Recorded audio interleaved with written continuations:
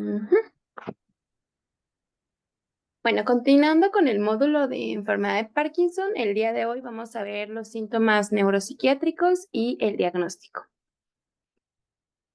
Ya sabemos que estos síntomas neuropsiquiátricos van a ser características no motoras que son muy prevalentes y dentro de estos síntomas se van a incluir el deterioro cognitivo, la depresión, ansiedad, psicosis, el trastorno del control de impulsos, el trastorno de control de impulsos y la apatía. ¿Ahí siguen viendo mi pantalla completa? Sí, se ve bien. Ok. Se Bueno, ve completo. esta es, ok. Entonces, esta es una imagen muy interesante porque justo nos dice la prevalencia que tenemos de todos estos síntomas neuropsiquiátricos y los factores de riesgo que tenemos para presentar.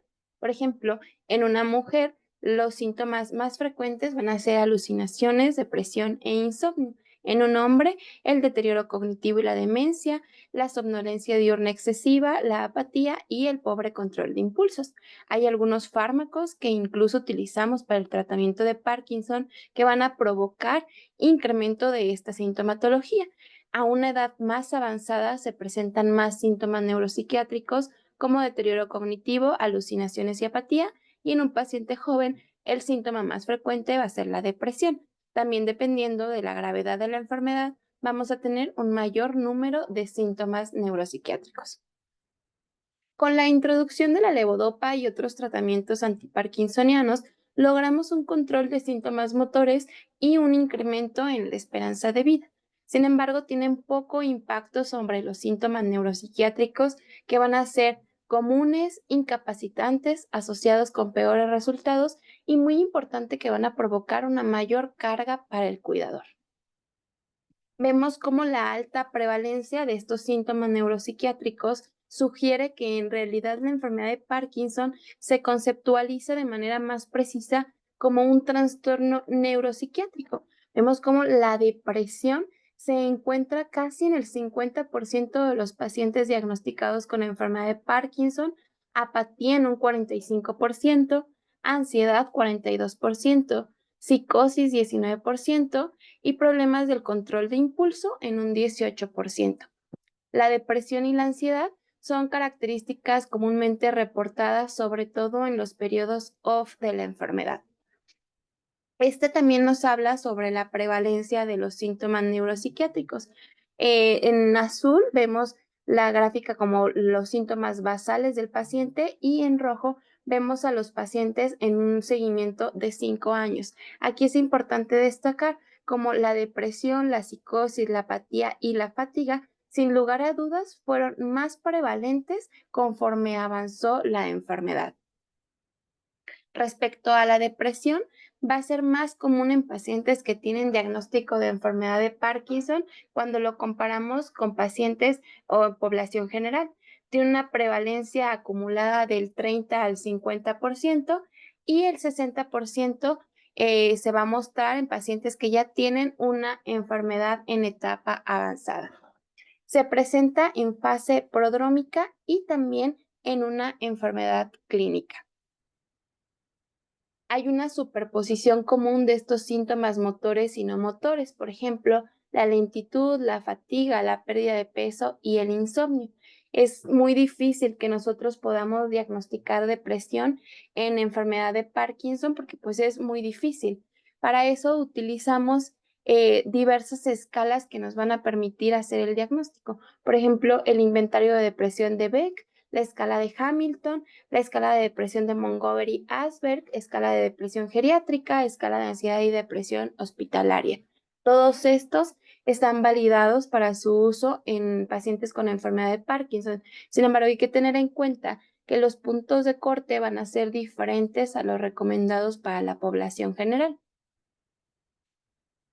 La eficacia y la tolerabilidad de varias clases de antidepresivos, en donde se incluyen los ISRS, los tricíclicos y los duales, pues en realidad dice que ninguna clase de antidepresivos empeora significativamente la función motora. Entonces, de manera segura podemos nosotros utilizar cualquier fármaco sin riesgo de deteriorar o empeorar los síntomas motores de la enfermedad. Sin embargo, estos ISRS van a ser los que prescribimos con mayor frecuencia y los que se utilizan con menos frecuencia por el número de efectos secundarios van a ser los fármacos tricíclicos. Como puntos clave, el 25%, el 25% de los pacientes que tienen enfermedad de Parkinson pueden tomar antidepresivos en cualquier momento durante el curso de la enfermedad. La evidencia actual no respalda el uso de los IMAO como una monoterapia y los agonistas de la dopamina también pueden conferir beneficio al estado de ánimo. Yo les mencionaba al principio que cuando nosotros damos fármacos antiparkinsonianos, pues en realidad disminuimos los síntomas motores y por lo tanto mejoramos calidad de vida y además aumentamos la esperanza de vida de los pacientes. Sin embargo, tienen muy poquito efecto sobre todos estos síntomas neuropsiquiátricos. Para la depresión grave o refractaria podemos utilizar terapia electroconvulsiva. Esta es efectiva, segura y bien tolerada y además puede mostrar un beneficio adicional como una mejora temporal en el parkinsonismo de los pacientes. Y la terapia de luz brillante también va a ser efectiva para tratar la depresión y sobre todo los trastornos del sueño, esto como terapias alternativas. Es aquí en esta imagen, pues vemos cómo hay diversos tratamientos justo para tratar la depresión, específicamente en pacientes que tienen enfermedad de Parkinson. Entonces, puedo utilizar otros tratamientos como la musicoterapia y la terapia con luz brillante, acupuntura, psicoterapia, en donde incluimos la terapia cognitivo-conductual, ejercicio físico, donde el mayor nivel de evidencia está en realizar ejercicio aeróbico, de balance, de resistencia, danza o ejercicios mind-body como yoga y tai chi. Podemos también utilizar estimulación magnética transcraneal y terapia electroconvulsiva. Dentro de la terapia farmacológica tenemos los ISRS, que en realidad no hay diferencia entre utilizar cualquiera de ese grupo, todos son igualmente efectivos. Entre los tricíclicos podemos utilizar amitriptilina, nortriptilina o desipramina. De igual forma, no hay diferencia entre utilizar cualquiera de estos. Otros fármacos específicamente utilizados para el tratamiento del Parkinson, como los agonistas dopaminérgicos y la levodopa, les digo, sí funcionan, sin embargo, el nivel de evidencia para esta sintomatología es bajo. También podemos utilizar los IMAO, tengan en cuenta que no se utilizan nunca como monoterapia, y otros fármacos como la vortioxetina, pimavanserina, ravoxetina y trazodona también se pueden utilizar. Respecto a la ansiedad, del 30 al 35% de los pacientes que tienen enfermedad de Parkinson van a presentar síntomas clínicamente significativos de ansiedad y un tercio van a cumplir los criterios para más de un trastorno de ansiedad. Es muy importante que valoremos siempre la esfera de depresión porque entre el 65 y el 90% van a tener un tipo de trastorno afectivo que cumplen los criterios para el otro, es decir, casi siempre van a estar ansiedad y depresión juntas. Podemos entonces tener pacientes con enfermedad de Parkinson que tengan trastornos de ansiedad generalizada, ataques de pánico, fobia social o agorafobia. La única evaluación específica para la enfermedad de Parkinson para poder diagnosticar ansiedad es la escala de ansiedad de Parkinson. Aquí les dejo el QR para que ustedes puedan tenerlo a la mano, que va a ser una escala de autoinforme de 12 ítems, donde nos valora la ansiedad persistente, la ansiedad episódica y, muy importante, las conductas de evitación. Cada ítem de esto se va a calificar en una escala de Likert de 5 puntos, donde 0 pues no representa nunca y 4 es grave o casi siempre. Tenemos una puntuación máxima de 48 puntos. Una ansiedad clínicamente significativa tendría que ser más de 14 puntos. Entonces decía, valora 3 cosas fundamentales. Primero, la ansiedad persistente. Entonces, tenemos que ver qué tantos síntomas están presentes en los pacientes en las últimas 4 semanas. Por ejemplo, si está ansioso o nervioso, tenso o estresado, si se siente incapaz de relajarse, si se siente excesivamente preocupado o tiene miedo de que algo malo le vaya a pasar. En la ansiedad episódica, de igual forma, en las últimas 4 semanas valoramos el pánico o el miedo intenso, la falta de aliento, palpitaciones o taquicardias o el miedo a perder el control. Y por último, en las conductas de evitación, en las últimas 4 semanas, las situaciones sociales, si se presenta en sitios públicos o en determinados objetos o situaciones, por ejemplo, volar en un avión, las alturas, arañas, etcétera, para buscar fobias específicas. Para el tratamiento podemos tener diversas formas de tratar a los pacientes. Los más efectivos, sin lugar a dudas, van a ser los ISRS, donde aquí sí juega un papel más importante el citalopram, que es el que tiene mayor nivel de evidencia para el tratamiento de los síntomas. Otras terapias podría ser el ejercicio aeróbico, la yoga y la danza. Y de igual forma, podemos utilizar las benzodiazepinas como lorazepam y alprazolam, terapia cognitivo-conductual y tricíclicos como nortriptilina y desipramina. Aquí como un descanso mental, como brevario cultural y para introducir a la apatía, los filósofos estoicos consideraron que la felicidad solo se podía alcanzar cuando conseguíamos una disposición de ánimo gracias a la cual el sujeto es indiferente emocionalmente ante los sucesos o acontecimientos que le tocaban vivir. Entonces, Marco Aurelio expresa gráficamente este punto de vista en las meditaciones y nos decía: has de ser como una roca en la que se estrellan todas las olas. Ella está firme y el oleaje se amansa en su derredor. Y el primer precepto era: no te dejes impresionar por nada. Cuando los distintos avatares de nuestra vida no despiertan en nosotros pasión o emoción alguna, por ejemplo, no sé, que nos pase algo y que eso no nos haga sentir ninguna emoción, en realidad eso decían los filósofos estoicos, que íbamos a alcanzar la tranquilidad espiritual y entonces así conseguiríamos la máxima felicidad que nos cabía esperar. Actualmente, a pesar de que esto suena como muy romántico, porque pues, es muy filosófico, a partir de la Primera Guerra Mundial empieza a cobrar relevancia lo que en realidad quería decir la apatía, porque los soldados y en general la población se sentía muy apática después de todas estas situaciones violentas. Actualmente sabemos que la apatía es un síntoma que es difícil de tratar y que además es difícil de reconocer. Específicamente, en la enfermedad de Parkinson se presenta hasta en el 70% de los pacientes.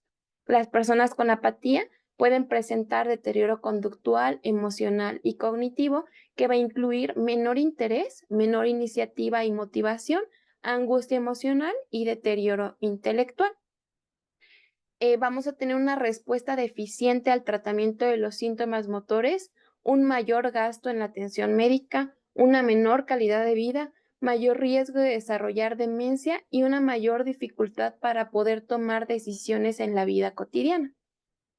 Entonces, respecto a la apatía, que quedamos que es la reducción de los comportamientos o actos dirigidos por objetivos propios, tenemos 3 tipos. Primero, la apatía emocional, que va a ser debido a la incapacidad de asociar señales afectivas y emocionales con los actos más próximos en curso. El segundo tipo sería la apatía cognitiva, que va a ser por alteración de las funciones cognitivas que son necesarias para poder elaborar los planes de acción para llevarlos a cabo. Y por último, la apatía por disfunción en la autoactivación, que es el subtipo de apatía más severa, donde mi paciente va a tener dificultad para iniciar las acciones y los pensamientos automotivados. Ojo aquí, los pacientes van a mantener la capacidad de iniciar los actos motivados cuando son provocados por estímulos externos. Esta gravedad y frecuencia de la apatía se puede medir utilizando la escala de evaluación de apatía, la escala de apatía, inventario de apatía o bien la escala de calificación de apatía de Lille. Ninguno de estos van a ser específicos para la enfermedad de Parkinson y básicamente pues no existen puntos de corte: a menor puntuación, mayor gravedad de la apatía. Aquí les dejo este QR para que tengan ustedes descargados la escala de evaluación de apatía. Para el tratamiento, les mencionaba yo que es uno de los síntomas más frecuentes, sin embargo, también es de los que son más difíciles de tratar. Podemos utilizar estimulantes como el metilfenidato, tratamientos no farmacológicos como la danza, sobre todo mind body, ejercicio de aeróbico y de resistencia, mindfulness, psicoeducación y también hay evidencia para la equinoterapia. Respecto a los inhibidores de la colinesterasa, la ribastigmina juega un papel importante en el tratamiento de la apatía. Podemos dar agonistas de dopamina e IMAUs que tienen un poco de mejoría en esta sintomatología.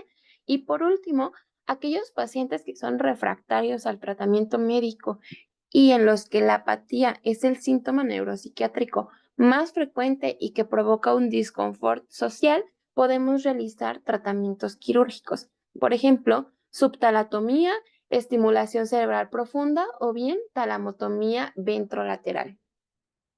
Cuando nosotros buscamos el nivel de evidencia que tienen todos estos tratamientos, vemos cómo el más eficaz en realidad es la ribastigmina.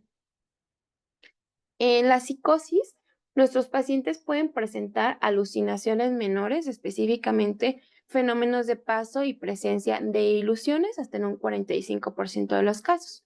Pueden presentar alucinaciones visuales en un 15%, alucinaciones no visuales en un 35% y delirios en un 4%.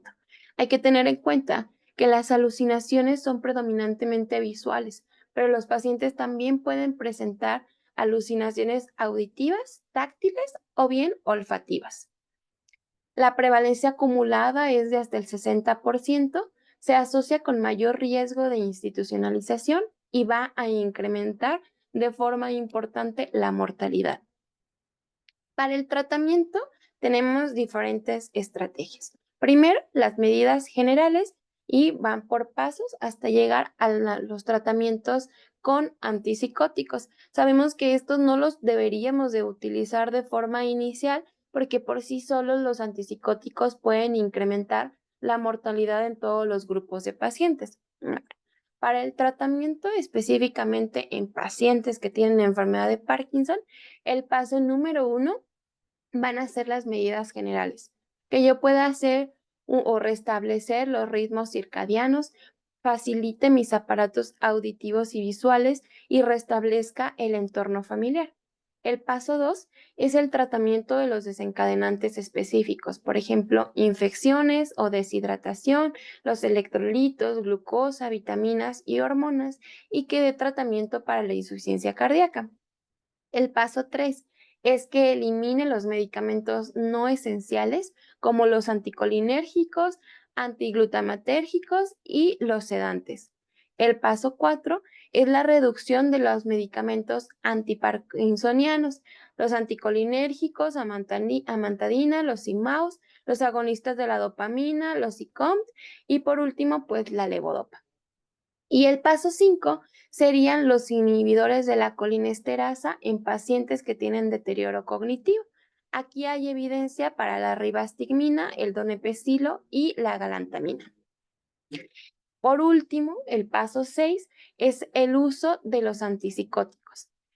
Podemos utilizar clozapina, quetiapina y pimavanserina. Cuando nosotros vemos el nivel de evidencia que tienen el uso de estos antipsicóticos, vemos cómo la clozapina, sin lugar a dudas, es el antipsicótico que sigue siendo el más efectivo en la mayoría de los síntomas o de los padecimientos psicóticos en cualquier paciente. La olanzapina no tiene nivel de evidencia, no debería de utilizarse, no es eficaz. El uso de la quetiapina a cualquier dosis tiene un nivel de evidencia bajo, faltan ensayos clínicos aleatorizados pues que valoren realmente la eficacia del tratamiento y sin lugar a dudas la pimavanserina va a ser el tratamiento que han mostrado un mejor control de la sintomatología psicótica, que tiene más nivel de evidencia y pues el que nos recomiendan las guías actuales.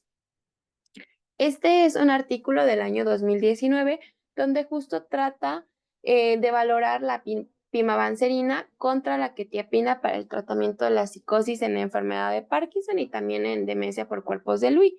Vemos como en esta gráfica, básicamente los pacientes a los que nosotros les estamos dando pimavanserina tenían un mejor control de la sintomatología psicótica comparado con aquellos pacientes a los que les dábamos tratamiento con quetiapina, y esto se mantenía hasta 500 días, con un menor número de efectos adversos, y en realidad pues ninguno de estos fue estadísticamente significativo, y además es importante recalcar que ninguna sintomatología o ningún efecto adverso asociado a la pimavanserina fue suficiente como para poder desprescribir o que fuera necesario quitar el tratamiento.